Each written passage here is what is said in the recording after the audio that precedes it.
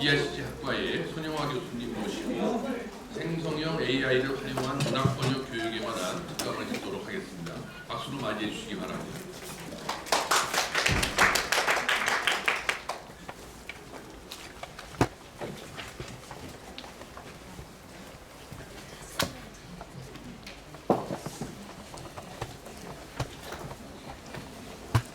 네, 안녕하세요. 저는 한국대 영어통번역학과에서 강의를 하고 있는 선영하라고 합니다. 만나서 반갑습니다.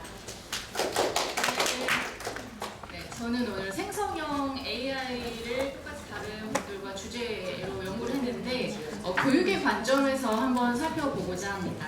그래서 오늘 주제는 생성형 AI를 활용한 문학 번역 교육입니다. 이제 프로시딩에 학생들의 기세가 달라졌다 이렇게 처음 시작을 했거든요. 원래 번역 수업을 하다 보면 학생들이 오늘은 문학 번역 해보자, 오늘은 광고 번역 해보자, 뭐 웹툰 해보자, 약간 낯선 텍스트 장르를 다룬다고 하면 한숨, 딱 이런 표정이에요. 한숨을 쉬거나 아니면 이렇게 천장을 바라보거나 아니면 희한하게 애절한 표정으로 제 얼굴을 바라보는 경우들이 있습니다.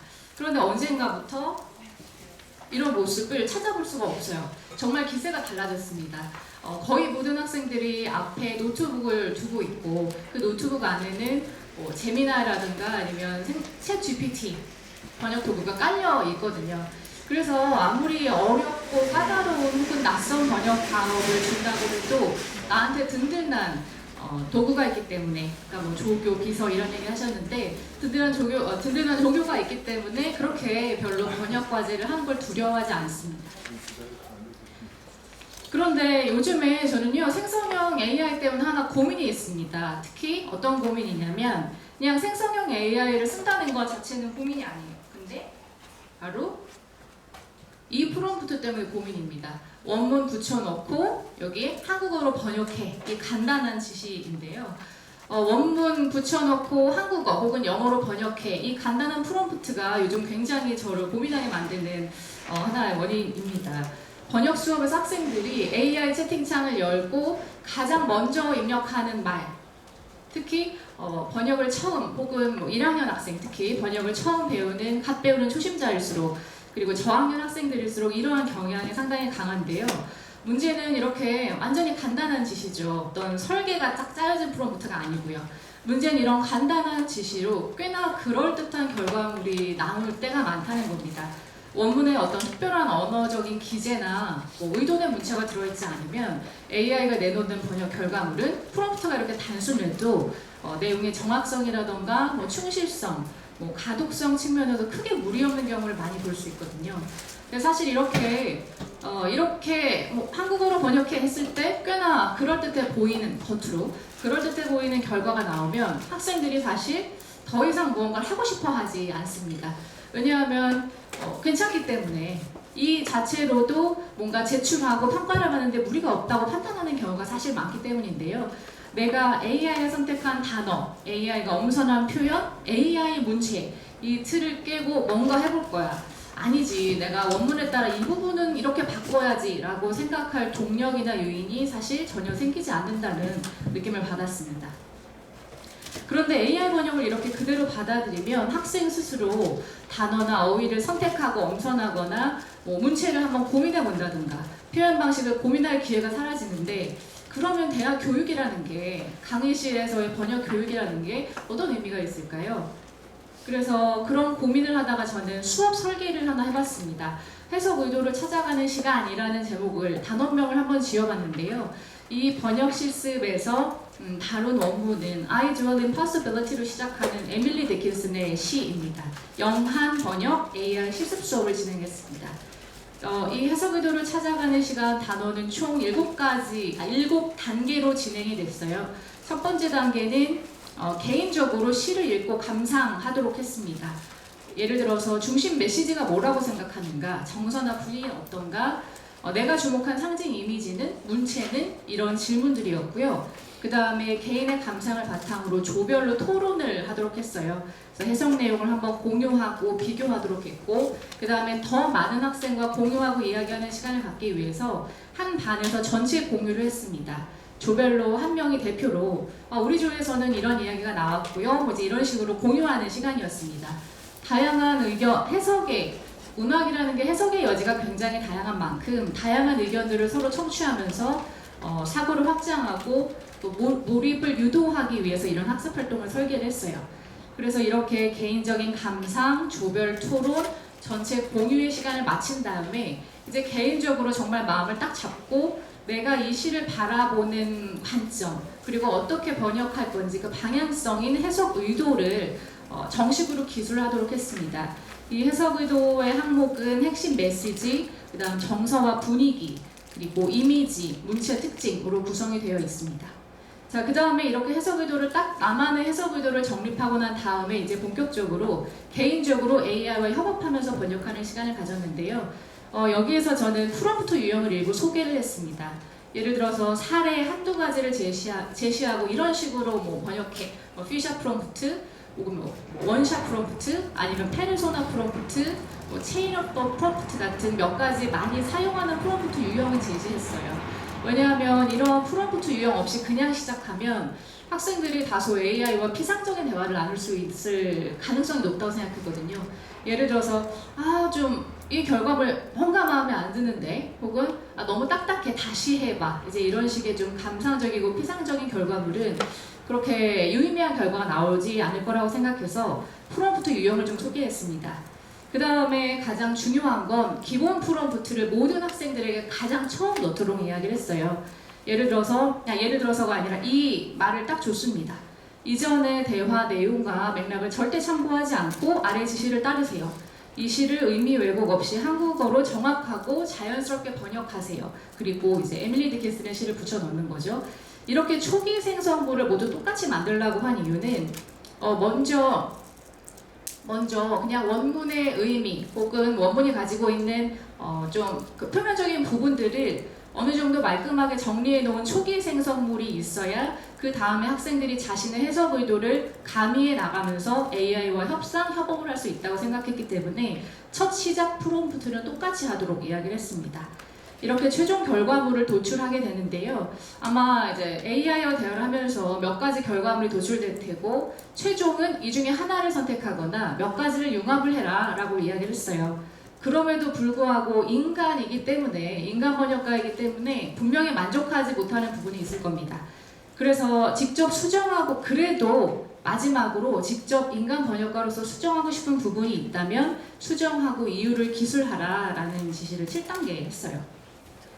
자, 제가 해석 의도를 찾아가는 시간 수업을 하면서 좀 뭐 개인 분석하고 토론하고 이런 것 중에서 의미가 좀 있을 것 같은 부분을 소개해드리고자 가져와 봤습니다. 문학을 읽는 다양한 눈, 인간의 주도성에 대한 희망이라는 이름을 거창하게 좀 붙여봤는데요. 역시 문학에 대한 감상, 번역인 만큼 학생들은 시를 읽고 음미하면서 다양한 관점과 시각으로 작품을 해석하는 걸 확인할 수 있었습니다. 예를 들어 이 에밀리 디킨슨의 시를 자아 실현과 이상향을 향한 갈망이 아닐까? 혹은 집이라는 폐쇄된 공간에 앉아 있는데 창문 밖으로 혹은 문 밖으로 가능성의 세계가 보이는 거다. 그래서 외부를 집이라는 폐쇄적인 공간 안에서 이렇게 내다보는 화자의 이미지를 그려낸 것 같다. 혹은 Ideal and Possibility에서 아이는 아마도 에밀리 디킨슨 자신일 것이다. 혹은 가상의 화자일 것이다. 혹은 시 자체가, 운문이라는 시 자체가 생명을 가지고 있어서, 즉 의인화 돼서 운문이 직접 자신의 생각을 이야기하는 거다라는 창의적인 의견도 있었고요. 이렇게 문학 작품에 대해서 서로 다양하게 이해하고 감상하고 공유의 시간을 거치면서 학생들은 나름의 자신만의 해석 의도를 딱 잡아 놓았어요. 여기서 제가 하나 희망을 가진 건, 이렇게 나만의 해석 의도가 명확하게 정립이 되어 있으면 AI가 결과물을 제시했을 때 무비판적으로 수용하거나 뭔가 포기하지 않고 인간 본연의 자신의 해석 의도를 좀 비교해보면서 곱씹어 보지 않을까. 그렇게 되면서 인간 번역가 본연의 능동성을 좀 이 해석 의도라는 존재가 자극하지 않을까, 이런 희망을 좀 가져봤습니다. 이 수업에서 교수자, 즉 제 역할은 길잡이이자 촉진자 역할이었어요. 개인 분석과 조별 토론을 마무리한 다음에 제가 이 시에 대한 전반적인 내용이나 형식을 아주 간단히 짚어주는 데 불과했습니다.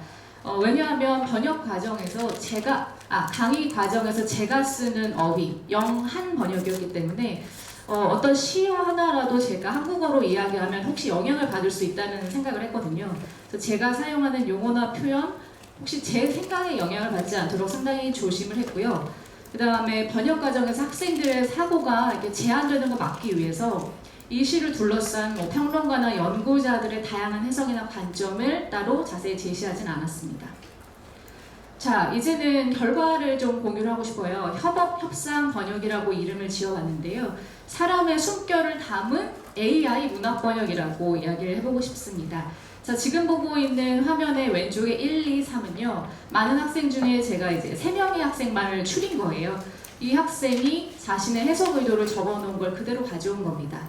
해석 의도 항목 중에 일부인 핵심 메시지, 정서 및 분위기, 그리고 문체적 특징을 한번 지금 시간 관계상 다 볼 수 없지만 한번 살펴보시면 상당히 많은 차이가 있다는 걸 알 수가 있어요. 예를 들어서 글씨가 작아서 정서 및 분위기 부분만 한번 비교를 해보면요. 첫 번째 학생은 이렇게 얘기를 했습니다. 시를 읽으니까 굉장히 내용도 형식도 굉장히 자유롭다. 그런데 내가 이 영문 시를 읽었을 때 이게 뭐지? 무슨 얘기를 하고 싶은 거지? 뭔가 좀 모호한 느낌이 든다. 이 모호한 느낌을 내가 번역문에서도 한국 독자에게도 이 모호함을, 내가 느낀 모호함을 좀 전달하고 싶다. 이제 이런 이야기를 했고요. 그 다음 두 번째 학생이 느낀 정서 및 분위기는 굉장히 머릿속으로 이 문학을 음미하면서 상상을 한 것 같아요. 굉장히 고요하고 잔잔한 분위기인데 내가 생각했을 때 평온하지만 어딘가 우울해 보이는 사람이 높은 나무로 빽빽한 숲속 오두막에서 안에서 이제 창밖을 바라보면서 조용히 시를 읽으면서 위로받는 모습이 나는 떠올랐다. 그래서 내 번역물을 읽는 독자도 이런 이미지를 떠올렸으면 좋겠다. 이렇게 번역의 방향성을 잡았고요. 그리고 3번 학생은 또 이것과 약간 달라요. 나는 뭔가 평온한 자연의 모습도 떠올렸는데 뭔가 좀 굳세고 단단함이 존재하는 자아 이미지를 그려보고 싶다라고 이야기했습니다. 같은 시를 보았는데, 같은 시를 감상했는데 이렇게 서로 다른 정서와 분위기를 느꼈고 거기에 따라서 번역의 방향성이 달라질 것은 분명했습니다. 자, 협업 협상 번역의 결과물을 그럼 살펴보도록 하겠습니다. 최초 1, 2, 3이라고 되어 있는데요. 아까 방금 보신 그 학생 1, 2, 3이 아까 말씀드린 초기 프롬프트, 기본 프롬프트만을 입력했을 때 나온 결과물입니다. 시간 관계상 다 읽어볼 수는 없지만 여러분께서 프로시딩에 있는 원문을 보시면 대체로 원문의 의미를 전달하고 좀 말끔하게 전달하는 데 중점을 둔 초기 생성물이구나를 짐작하실 수 있을 것 같아요. 자, 중요한 건 이렇게 처음 초기 생성물에서 시작해서 학생들이 AI에 자신의 해석 의도를 제시하고 협업하고 협상하면서 최종적으로 어떤 결과물이 나왔느냐가 중요합니다. 밑에 최종 1, 2, 3이 이제 마지막으로 채택한 결과물인데요. 지금 보시면 최초와 최종 사이에 어떤 차이가 있는지를 보는 것도 참 재밌고 혹은 최종 1, 2, 3이 어떻게 다른지 보는 것도 참 흥미롭고 재미가 있습니다. 역시 시간 관계상 중요한 부분만을 좀 살펴보면요. 아까 최종 1번 학생 좀 모호성을 좀 보여주고 싶다라고 했는데 읽어보면 뭔가 상당히 다른 학생에 비해 고전적인 느낌이 나거든요. 최종 2, 3번 학생은 가장 첫 행을 나는 가능성 속에 산다 라고 번역을 했는데 이 학생은 가능에 서리노라, 산문보다 고운 집, 좁은 내 두 손 활짝 펴 도원을 거두노라. 뭔가 이렇게 굉장히 고전적인 느낌을 주는 번역을 했어요. 그래서 차이가 좀 있었고요. 최종 2번과 3번 학생의 이 연을 좀 비교를 해보면 아까 최종 2번 학생, 어떤 이미지를 상상한 그 학생은 이 연을요. 그 방들은 삼나무의 숨결, 눈으로는 닿지 않는 깊이, 그 위엔 영원의 지붕, 하늘의 장막 이렇게 번역을 했는데 뭔가 굳세고 단단한 자아를 느꼈다는 최종 3번 학생은 내 안에 방들은 폭풍에도 꺾이지 않는 숲처럼 서 있다. 하늘은 나의 지붕이 되어 끝없이 나를 품고 더 멀리 이끈다. 사실 길이도 많이 길어지고 원문의 핵심은 유사하게 들어가 있지만 좀 형태적으로 많이 벗어나요. 하지만 역시 자신이 느낀 해석 의도를 AI와의 협업 협상 번역을 통해서 번역에 담아내고자 했다는 데 좀 의미를 둘 수 있을 것 같습니다. 자, 이렇게 학생들은 자신이 정해놓은 정립해놓은 해석 의도를 AI에 전달하고 질문을 던지고 대화하면서 아이디어를 확장해 나갔습니다. 이 과정에서 자신이 느낀 시적 감상과 이해를 번역 결과물에 창조적으로 반영하는 모습을 보였습니다. 자, 그럼 조금 아까 보신 그 최종 결과물이 나오기까지 AI와 해당 학생이 어떤 대화를 나누었는지 보는 게 의미가 있을 것 같아요. 제가 좀 재미있는 부분 혹은 중요하게 주목할 만한 부분들을 발췌해서 가져와 봤습니다. 자, 여기에서 첫 번째 아까 학생이었거든요. 뭔가 고전적인 그 학생. 처음에요. AI가 먼저 이런 제안을 해요. 뭔가 시적이고 낯선 표현 쪽이 좋아? 아니면 단정하지만 사유적인 산문시 같은 느낌이 좋아? 그러면서 이제 시인들의 이름을 이야기를 하거든요. 그러니까 학생은 그 생각을 못했다가 근데 내 생각에는 산문시와는 좀 분위기가 좀 달라. 그런데 내가 이 시를 읽었을 때 좀 당혹스럽고 모호했거든? 그러면 혹시 시인 이상과 같은 느낌이 괜찮지 않을까? 하면서 이제 이상 시인의 문체에 대해서 막 이야기를 나누고 자신의 번역문에 적용하는 과정을 거쳐요. 그리고 또 하나 재밌었던 것은 요 두 번째 줄에서 AI가 막 자신의 시적 해석을 제시도 합니다. 원문에 있는 cedar, 삼나무, 이거는 뭔가 빛이 통하지 않을 정도의 밀집을 가리켜, 즉 눈으로 뚫을 수 없는 시각적 접근 불가능성이지 깊이감이 아니야, 이렇게 이야기하는데요. 학생이 반박을 해요. 아니, 난 좀 생각이 다른데? cedar는 성경 속에서 백향목으로도 쓰이면서 성스러움을 상징하기도 하잖아. 이제 이런 식으로 이야기하면서 AI와 계속 대화하고 수용하고 수정하고 반박하는 과정을 계속 거칩니다. 그래서 이런 과정을 거쳐서 학생이 결과물을 내놓게 되었고요. 그 다음에 두 번째 학생입니다. 아까 그 오두막 안에서 밖을 바라보는 그 이미지를 떠올린 학생이에요. 이 학생은 아까 첫 번째 학생과 약간 양상이 다른 게 먼저 제안을 합니다. 내가 생각할 때는 지금부터 너는 박준 시인이야. 즉 페르소나 프롬프트를 활용을 해본 건데요. 그래서 그 심오한 정신세계에 공감하면서 이 시를 좀 시답게 해봐. 네가 이전에 제시한 거 너무 번역물 같잖아. 이렇게 이야기를 합니다. 그러니까 AI가 이렇게 대답해요. 번역의 냄새를 지우고 박준 시인처럼 내면이 찬찬히 흔들리는 그런 시로 다시 태어나게 하자는 거지. 그럼 내가 불필요한 수식은 덜어내고 호흡은 느리게 하고 단어 하나에 공기가 머물 수 있게 해볼게 라고 해서 제시를 하거든요. 그러니까 학생이 이런 얘기를 합니다. 근데 이게 번역을 한 학생들의 많은 고민이 될 텐데요. 괜찮긴 한데 너무 원문을 재창작한 거 아닐까? 이렇게 고민을 하고 번역이라는 게 너무 원문에서 벗어나지 않도록 좀 제동을 겁니다. 그러니까 AI가 또 이렇게 대답을 합니다.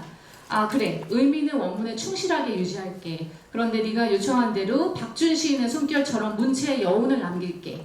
즉 번역이 아니라 시를 옮긴다는 마음으로. 여기서 좀 놀랐습니다. 좀 꽤 괜찮은 표현인 것 같았거든요.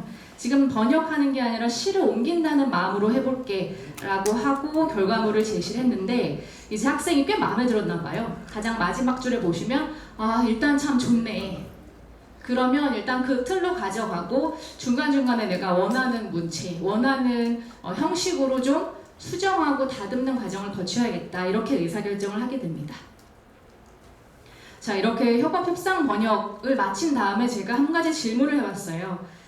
AI와 협업하면서 흥미로웠던 점은 무엇인가요? 라고 했더니 이런 이야기를 해 주었습니다. 학생 A는 내가 의도한 해석의 방향을 내가 언어적으로 구체화하는 과정이 예상보다 훨씬 생산적이었다.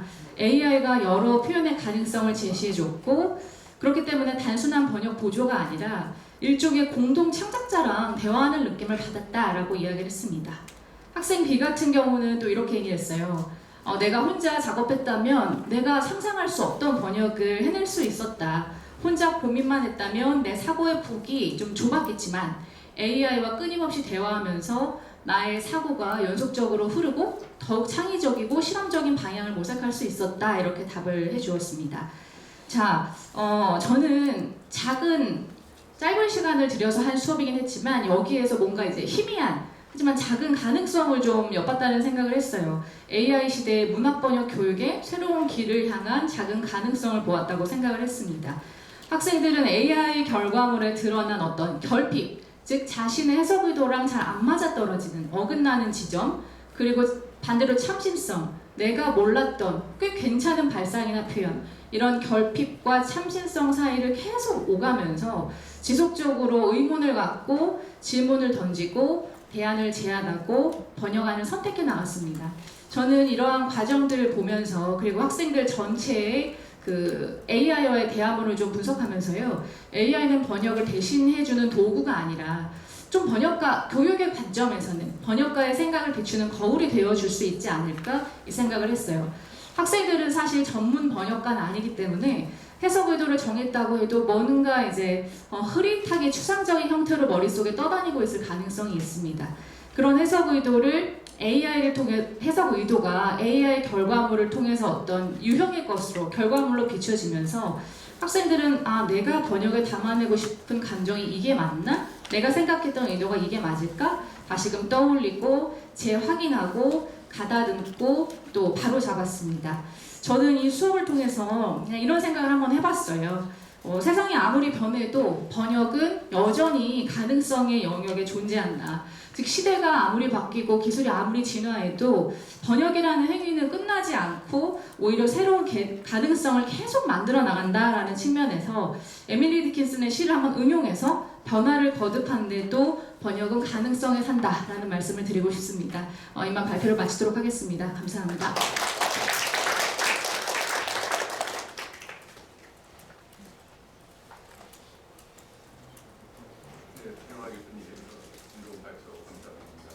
이어서 중앙대 국어대학 한인과의 이준호 교수님이시고 문학작품 기계 번역